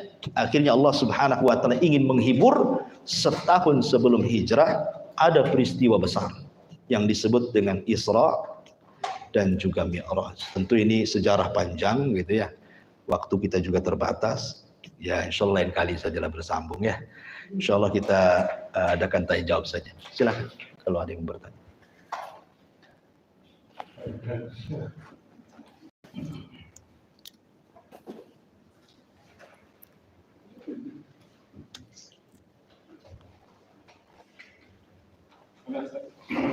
Assalamualaikum warahmatullahi wabarakatuh. Waalaikumsalam. Tadi dari penjelasan Ustaz ada 12 orang tokoh Madinah yang datang ke Mekah di musim haji. Nah, dan saya apa tujuan mereka datang ke Mekah? Apakah mereka melaksanakan ibadah? Seperti apa ibadahnya sementara kan juga belum menawarkan. Oke. Iya. Ya, alhamdulillah, haji itu syariatnya Ibrahim. Dan itu syariat yang tersisa sampai di zaman jahiliyah. Orang masih melaksanakan haji. Orang-orang jahiliyah masih haji. Orang-orang Arab khususnya haji. Makanya ini yang menjadi kemarahan Abroha. Abroha marah. Kan Abroha kan menguasai Najran Yaman. Ya, sementara Abroha bukan orang Arab. Abroha itu bukan orang Ethiopia, dia orang Habasyah. Datang karena permintaan Raja Nasrani Romawi, Syam. Karena ada orang-orang Nasrani dibantai oleh seorang raja namanya Dzunawas, yang kisahnya disebutkan dalam surah Al-Buruj, namanya Ashabul Uhdud, ya kan? Kisah Ashabul Uhdud, ya kan? Nah, ketika kemudian ada yang selamat tuh dari pembakaran Dzunawas dari 20.000 orang itu, Allah takdirkan satu selamat. Dia lari dari Yaman ke Syam, melaporkan karena Syam waktu itu adalah kerajaan terbesar Nasrani di dunia. Lapor, akhirnya marah. Ya sesama Nasrani kan membantu. Akhirnya karena Syam ke Yaman jauh, akhirnya Raja Syam menyurati Raja Ethiopia, Najasyi. Kau saja yang menghancurkan Najran itu. Kasihan saudara-saudara kita dibantai di sana. Bayangkan bagaimana ukhuwahnya. Sementara saudara kita di Palestina dibantai kadang-kadang, ya nggak sekuat mereka ukhuwahnya kan itu ya. Jadi akhirnya dikirimlah 2 jenderal, namanya Abroha Al-Asram, yang kedua Riyad. Riyad ini pemimpin pertamanya, Abroha ini pemimpin keduanya. Ya, dikirim 2 pasukan besar oleh 2 pemimpin ini, maka dibantailah orang-orang Yahudi Najran sampai ke akar-akarnya, karena mereka sudah membantai orang Nasrani. Kemudian rajanya diburu sampai lari ke laut dan tenggelam, Dzunawas. Akhirnya kemudian berkuasalah Riyad, menguasai Najran Yaman. Lah Abroha ini iri, kan tidak mungkin dalam satu negara dualisme kekuasaan. Akhirnya dengan kelicikan Abroha dibunuhlah Riyad. Jadilah dia raja Najran. Oh marah tuh Najasyi di Ethiopia ini, kok bisa jenderalnya dibunuh? Abroha ketakutan, karena ketakutan untuk mengambil hatinya Najasyi, maka dia kumpulkan harta dari Yaman, kemudian tanah dari Yaman, dan rambut dia menunjukkan bahwa dia masih loyal kepada Najasyi. Setelah datang harta banyak dari Yaman, Najasyi pun kemudian masih tahu loyalitasnya Abroha, makanya dinobatkan Abroha sebagai cabang Najasyi di Yaman, kan itu ceritanya. Lah, Najasyi kan bukan orang Arab, tidak bisa bahasa Arab. Dia melihat kok orang-orang Arab aneh. Kok tiap tahun kok ke Mekah haji, ya, memuliakan Ka'bah. Akhirnya dia pikir, kenapa enggak kita buat saja agar mereka jangan sampai ke sana. Kita buat saja mereka di Yaman. Maka dibuatlah gereja termegah, terindah, saking tingginya itu disebut kolam suah namanya. Ya, kules namanya. Kules itu diambil dari kolam suah. Kolam suah itu topi namanya, bahasa Arabnya kolam suah itu. Jadi saking tingginya ini jatuh, gitu ya. Itu namanya kules tuh. Jadi kalau tinggi itu, kalau kita pakai kopiah itu enggak gini sampai jatuh. Gini maksudnya. Itu namanya kules. Jadi itu gereja tinggi sekali, ya, dan megah sekali. Karena disupport sama Habasyah tuh untuk sekalian menyebarkan agama Nasrani kan itu. Tapi setelah terbuat gereja itu, tak ada satupun orang Arab datang. Karena merubah keyakinan itu bukan merubah jari tangan begini, enggak kan itu ya. Tetap aja mereka tiap tahun ke Ka'bah, tidak ada yang datang ke gereja. Yang ada kabilah di Mekah marah. Diutus anak muda jalan kaki dari Mekah menghina gerejanya Abraha, berak pula dalam gereja. Ingat, ini bukan orang Islam. Boleh kita berak di gereja. Ini kan Islam belum ada. Orang musyrik ini, ya, datang ke gereja, berak pula dia di gereja, diberakin lu gerejanya si Abraha itu. Taruh kotoran di situ, diletakkan surah. Marah Abraha kan itu ya. Makanya kemudian dia kirim pasukan gajah. Gajahnya nggak banyak, ada yang mengatakan 4 ekor, ada yang mengatakan 8 ekor. Itu pun dari Ethiopia, karena orang Arab nggak kenal gajah. Mereka nggak pernah kenal gajah. Sehingga makanya perang ini disebut Ashabul Fil itu karena aneh gajah itu. Bagi mereka aneh, kok ada binatang kayak gitu. Mereka taunya unta, kuda, ayam gitu aja ya. Gajah nggak tahu.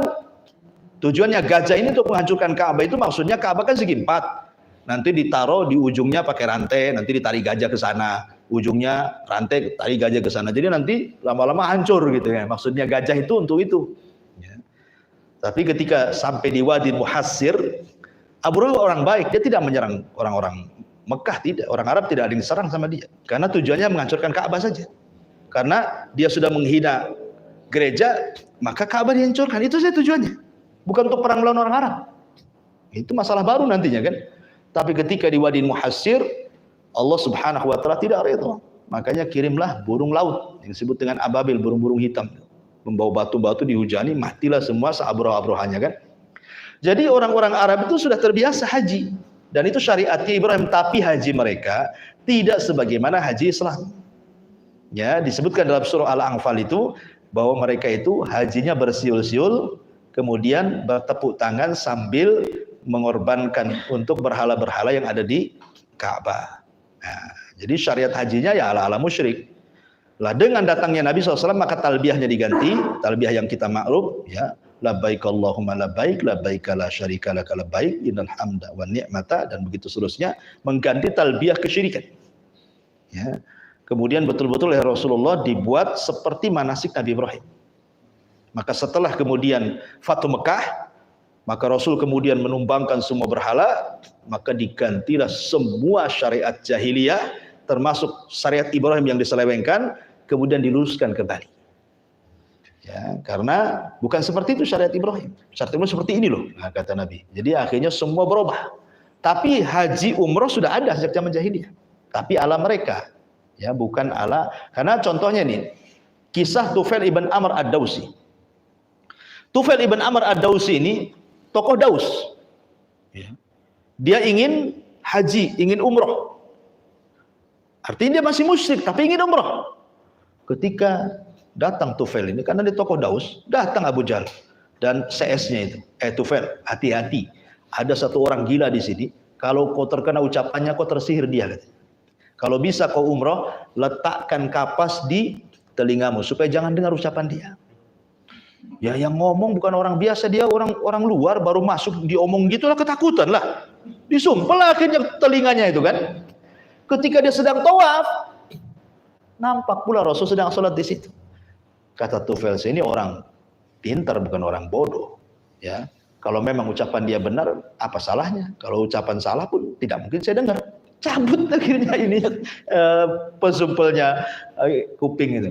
Didengar, Rasul lagi baca Quran, didengarkan, kok menarik ini. Makin didengarkan, makin menarik. Hidayah masuk. Akhirnya ngomong 4 mata, masuk Islam dia. Tufail ibn Amr ad-Dawsi. Akhirnya pulang ke Daus, menyebarkan Islam. Salah satu yang dapat hidayah di Daus siapa? Abu Hurairah. Abu Hurairah kan orang Daus. Masuk Islam di tangan siapa? Tufail ibn Amr ad-Dawsi. Dan satu Daus masuk Islam. Gara-gara Tufail ibn Amr ad-Dawsi. Cuman pada awal dakwahnya nggak ada yang masuk Islam. Sedih dia mendakwai Islam, tidak ada satupun orang yang masuk Islam. Datang sama Nabi. Rasul, orang Daus ini keras kepala, mereka tidak mau masuk Islam. Cobalah kasih tanda biar orang itu masuk Islam. Maksudnya kuasa Allah tampakkan kepada aku agar mereka bisa masuk Islam. Nah, kata Rasul, berangkat kau ke Daus, di tengah jalan nanti Allah akan berikan kuasanya kepadamu. Berangkatlah dia, pulang lagi kedua kalinya, malam-malam gelap, obornya padam. Sementara tahulah perjalanan malam di padang pasir kan. Tiba-tiba Allah Subhanahu wa taala kasih karomah Tufail ibn ad-Daus ini. tiba-tiba dahinya ada cahaya. Kayak antum taruh apa namanya untuk cari kodok tuh. Nah, gitu kan. Ada tuh santer yang di kepala tuh. Tiba-tiba ada cahaya gitu. Kata Tufail, ya Allah, janganlah kau taruh cahaya ini di dahiku. Nanti orang terfitnah. Ya, akhirnya ditaruh di tangannya. Kemudian mengatakan, ya Allah, janganlah di tangan. Akhirnya diletakkan di mulutnya. Kalau ngomong tuh berkilau-kilau dia. Kalau ngomong tuh ada kilatan-kilatannya. Sebab itulah orang harus masuk Islam. Tufail benar. Dia karomah. Ini betul karomah. Bukan karomah dari Shopee, keris karomah. Tasbih karomah, nggak ada. Ini betul-betul karomah. Ya, itulah namanya. Tapi apakah semua wali punya karomah? Ya tidak. Tidak semua wali harus ada karomahnya. Dan bukan berarti wali yang tidak punya karomah tidak lebih mulia daripada wali yang punya karomah, tidak. Para sahabat itu wali-wali Allah, ya kan? Juga banyak yang tidak punya karomah. Ya. Sementara para tabi'in banyak yang dapat karomah. Contoh umpamanya kisahnya Abu Ayyub As-Sikhtiyani. Abu Ayyub As-Sikhtiyani seorang perawi hadis, ya. Itu ketika safar dari tempat dia ke Mekah, ya, kehabisan air. Kemudian orang-orang pusing nih, bagaimana kalau air habis, kita akan mati di padang pasir. Datanglah kepada Abu Ayyub As-Sikhtiyani, ya Abu Ayyub, gimana solusinya? Kata Abu Ayyub gini, saya akan cari solusi, tapi kalau berhasil jangan ceritakan. Saya tidak mau ada cerita tentang ini. Maka mereka dibaiat untuk tidak bercerita. Akhirnya berjanji tidak bercerita. Kemudian Nabi Ayyub As-Sikhtiyani menghentakkan kakinya ke padang pasir, keluar air. Ya kan? Itu kan karomah tuh. Kalau kaki antum dihentak-hentakkan nggak akan apa-apa itu bumi itu. Tak ada keluar air, nggak ada sakit kaki. Ya. Tapi itu karomah. Apakah kemudian kita katakan Abu Ayyub As-Sikhtiyani lebih mulia dibandingkan Abu Bakar? Kan enggak. Ya, artinya wali yang punya karomah dengan yang tidak punya karomah itu bukan berarti yang punya karomah lebih mulia, tidak. Karena bagaimanapun sahabat jauh lebih mulia walaupun tidak punya karomah, ya kan? Ya, karomah itu kan kekuasaan Allah saja. Wallahu a'lam. Ya. Waalaikumsalam. Saya mau nanya itu satu, ada tadi Husairin kan juga lewat jalan tol. Iya. Kalau nggak salah ada ahli ibadah terus terangkan di kubur itu ada. Dia ahli ibadah meninggal juga di situ, tapi masuk neraka. Itu kisahnya seorang mujahid. Tidak disebutkan dalam perang apa. Ya. Cuman ketika dia berperang, dia membunuh banyak orang musyrik. Sehingga sahabat memuji dia. Dia mati syahid dan pasti masuk surga. Sahabat sampai cemburu. Ya, jadi di sekitarnya banyak orang musyrik meninggal dan dia baru meninggal. Kemudian Rasul mendengar, kata Rasul, dia tidak masuk surga, dia di neraka. Kata Rasul. Sahabat heran. Kalau tidak percaya, kata Rasul, perhatikan lukanya. Gitu kan? Perhatikan lukanya. Rupanya dia melihat tombak yang menembus sampai sini. Biasanya kalau orang kena tombak tidak sampai menembus, berarti memang sengaja ditembuskan. Dia terkena tombak, tidak tahan sakit supaya cepat mati, ditembuskan. Jadi dia mati bukan karena kena tombak musuh, tapi karena bunuh diri jatuhnya. Karena bunuh diri. Dan ada hadis yang mengatakan bahwa orang yang bunuh diri itu dikekalkan di neraka. Tetapi kata para ulama ketika membahas tentang maksud kekal ini apa? Apakah seperti orang musyrik kafir? Tidak. Maksud kekal itu ada dua makna. Maksud kekal itu kekal selamanya, ataupun makna kekal itu lama di neraka tetapi tetap juga akan dikeluarkan di neraka. Itu maksudnya lama, tapi seperti kalimat begini, la yadkhulul jannah mudminu khamrin. Tidak akan masuk surga orang yang gemar minum khamar wa musaddiqun bis-sihri wa qati'ur rahimi. Kata Rasul, 3 orang tidak akan masuk surga. 1, penggemar khamar. 2, percaya dukun. 3, pemutus silaturahim. Ini kan kalimatnya tidak akan masuk surga. Maksudnya apa? Berarti orang yang minum khamar dan mati masuk neraka nggak akan masuk surga. Karena Rasul mengatakan tidak masuk surga kan? Artinya apakah maknanya tidak akan masuk surga selamanya? Sebagian ulama mentakwil maksudnya tidak akan masuk surga. Maksudnya tidak akan masuk surga bersama orang yang awal-awal. Berarti dia yang akhir-akhir, itu maksudnya. Ada yang memaknai seperti itu. Ada juga yang mentakwil maksudnya tidak akan masuk surga itu karena yang minum khamar itu dia menghalalkan khamar. Jadi jatuhnya menghalalkan yang haram. Ada juga yang mentafsirkan seperti itu. Jangan hadis itu di letterleknya saja ya, kalau letterleknya bahaya lah dimaknai kan gitu. Jadi seolah-olah tidak masuk surga, kayak orang kafir jadinya.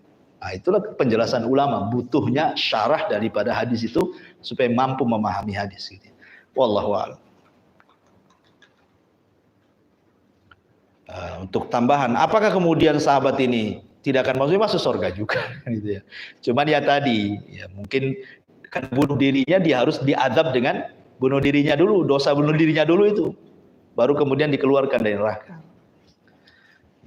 Karena kalau kita lihat hadis syafaat ya, hadis syafaat itu kan dalam Sahih Bukhari dan Muslim itu. Orang-orang yang dikeluarkan dari neraka yang dapat syafaat itu kan kondisinya macam-macam. Ada yang seperti timun kecil yang keriput kata Rasul. Baru saking banyaknya diadab, akhirnya bentuknya seperti timun keriput kata Rasulullah. Ya. Ada juga yang bentuknya dikatakan jahanamiyun. Ya, jahanamiyun itu karena lamanya di jahanam sampai orang-orang ahli sorga menyebutnya jahanamiyun, orang-orang ahli jahanam. Ya. Ada juga yang sudah jadi arah, bentuknya hitam dari kaki sampai kepala gitu ya, sudah nggak bentuk lagi. Ya, dikeluarkan dari neraka. Ada juga yang sudah jadi debu, sudah jadi abu, dibakar jadi abu gitu ya. Kemudian abunya diambil, dimasukkan ke sungai kehidupan, baru tumbuh lagi dan masuk surga. Itu orang-orang dapat syafaat. Ya, dan ketika kita membahas di syafaat itu kan ada 4. Rasul sujud itu kan 4 kali. Pertama dia sujud. Lama sekali ketika Adam tak bisa, Nuh tak bisa, Ibrahim tak bisa, Musa tak bisa, Isa tak bisa. Rasul mengatakan, analah saya coba. Dia sujud, lama sekali sujudnya. Maka Allah mengatakan, angkat wahai Muhammad. Katakan kau didengar, minta kau diberi, mintalah syafaat, kau aku beri syafaat. Kemudian Rasul mengatakan, ya Rabb, umatku banyak yang masuk neraka. Berikan syafaat kepada mereka. Kata Allah, kalau begitu temui umatmu. Siapapun yang punya keimanan sebiji gandum, ambil dari neraka, masukkan ke surga. Kata Rasul, berapa banyak ya Rabb? Sebanyak-banyaknya, kata Allah, tanpa terbatas. Tapi Rasul SAW setelah pergi menyelamatkan orang-orang ini, yang 1 biji gandum punya keimanan itu, nggak puas Nabi, datang lagi, sujud lagi. Ya, lama sujudnya. Kemudian kata Allah, angkat wahai Muhammad kepalamu, minta kau diberi, ngomong kau didengar, mintalah syafaat ku berikan syafaat. Kemudian kata Rasul, ya Rabb, kayaknya masih ada di antara umatku yang masih masuk neraka. Berikan syafaat kepada mereka. Maka Allah mengatakan, kalau gitu pergilah siapapun yang punya keimanan sebiji atom. Nah, kalau kan tadi sebiji gandum, lebih kecil lagi atom. Tahu atom? Atom ini maksudnya kalau ada jendela terbuka, cahaya matahari masuk, kan ada tuh debu-debu yang di titik-titik cahaya tuh kan. Itu kalau nggak ada cahaya nggak nampak titiknya. Dia baru nampak kalau ada cahaya matahari masuk ke jendela. Baru nampak. Itu atom namanya itu. Kalau ada orang keimanan setitik itu, keluarkan dari neraka. Rasul pergi lagi. Berapa jumlahnya? Sebanyak-banyaknya kata Allah. Kemudian Rasul tidak puas, sujud lagi. Ya. Kemudian Allah mengatakan, angkat kepala Muhammad, minta kau diberi. Katakan kau didengar, minta syafaat kau diberikan syafaat. Kata Rasulullah, ya Rabb, ya, kayaknya di umatku masih ada yang masuk neraka. Kata Allah, kalau begini kau berangkat lagi, cari umatmu yang punya keimanan lebih kecil, lebih kecil, lebih kecil 3 kali, lebih kecil, lebih kecil, lebih kecil dari biji atom. Kayak gitu, nggak nampak lagi gitu ya. 3 kali lebih kecil, 3 kali lipat lebih kecil dari atom. Keluarkan mereka dari neraka. Akhirnya Rasul pergi, diselamatkan lagi. Nggak puas juga Nabi, sujud lagi. Karena gitu dalam hadis Bukhari, antum bisa baca dalam hadis Bukhari atau redaksinya Muslim, kurang lebih itu lafadznya. Akhirnya kemudian Rasul sujud lagi, kata Allah, bangkit wahai Muhammad, katakan kau didengar, minta syafaat kau diberikan syafaat, mintalah kau akan diberi. Akhirnya kemudian Rasul mengatakan, ya Rabb, kayaknya umatku masih ada yang masuk neraka. Bisa nggak kau keluarkan dari api neraka orang yang dalam hatinya terdapat kalimat la ilaha illallah? Oh, kata Allah, itu hakku bukan hakmu. Tanpa kau minta pun sudah kau keluarkan mereka. Dari sini Rasul mengatakan ketika ditanya oleh Abu Hurairah tentang syafaat, apa kata Nabi SAW? As'adun nas bi syafaati yaumal qiyamah man qala la ilaha illallah. Makanya kalau kita melihat hadis akhir zaman, hadis dari Hudzaifah bin Yaman itu. Ketika Hudzaifah bin Yaman berkata, ditanya, ya Hudzaifah, kau kan orang yang tahu rahasia Nabi tentang akhir zaman, ya. Ceritakan sebuah hadis kepada aku, kata Hudzaifah, ya, nanti di akhir zaman Quran itu akan diangkat sehingga kalau kita baca mushaf nggak ada isinya. Orang yang tadinya hafal di dadanya hilang hafalannya, nggak ada Quran lagi nanti di akhir zaman karena tulisannya hilang, hafalannya hilang, ya. Kemudian kata Hudzaifah, tetapi nanti di akhir zaman orang-orang tuanya, bukan muda-mudanya, yang tua-tuanya masih mengucapkan la ilaha illallah. Itu yang mereka hafal. Karena Quran sudah dihilangkan sehingga yang mereka hafal cuma kalimat la ilaha illallah. Kemudian Hudzaifah ditanya lagi, apakah mereka paham kalimat itu? Maka Hudzaifah mengatakan, orang-orang tua di akhir zaman tidak tahu apa kalimat itu. Mereka hanya dengar nenek moyangnya pernah ngomong begitu, maka mereka mengucapkan kalimat itu. Maka orang ini mengatakan, apakah bermanfaat kalimat itu pada hari kiamat ya Hudzaifah? Mereka kan hanya taklid, ikuti nenek moyang mereka saja. Maka Hudzaifah mengatakan, iya, kalimat itu akan bermanfaat bagi mereka pada hari kiamat. Jadi la ilaha illallah itu kalimat yang sakti, ya kan? Bisa menyelamatkan, minimalnya orang tidak dikekalkan selamanya di neraka. Wallahu a'lam. Ya, saya kira cukup ya, sudah agak larut malam, sudah jam 11 nih. Subhanallah bihamdika, asyhadu an la ilaha illa anta astaghfiruka wa atubu ilaik. Allahu ta'ala alam. Assalamualaikum warahmatullahi wabarakatuh.